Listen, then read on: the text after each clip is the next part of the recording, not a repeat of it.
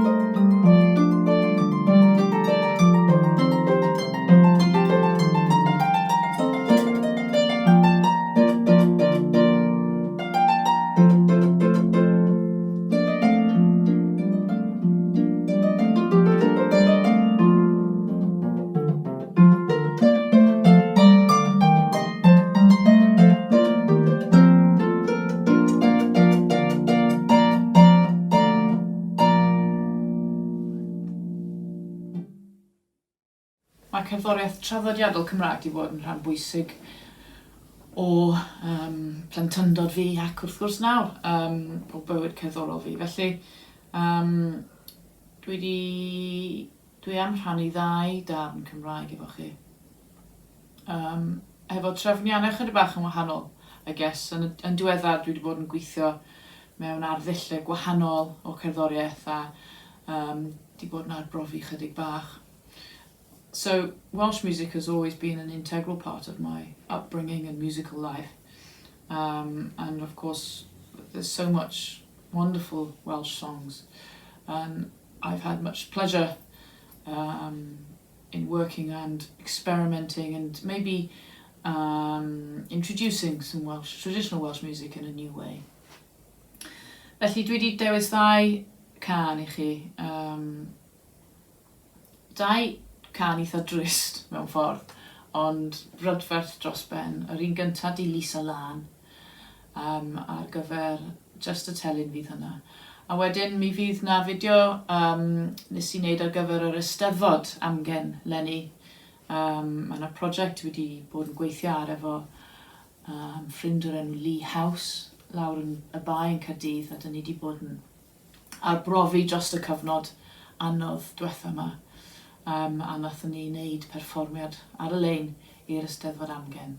So felly, dych chi am weld un o'r rheina hefyd, un o'r fideos nathon ni hynna, sef trefniant o beth yw'r haf I mi. So you're going to see 2 videos. The first is a harp solo of the wonderful, haunting Welsh melody, Lisa Lan. And secondly, one I did for the online National Eisteddfod this August. And it's also a sad Welsh song, but very beautiful. We've called it Summertime Sadness, but it's based on the Welsh song, What is the Summer to Me? Diolch yn fawr. Thank you.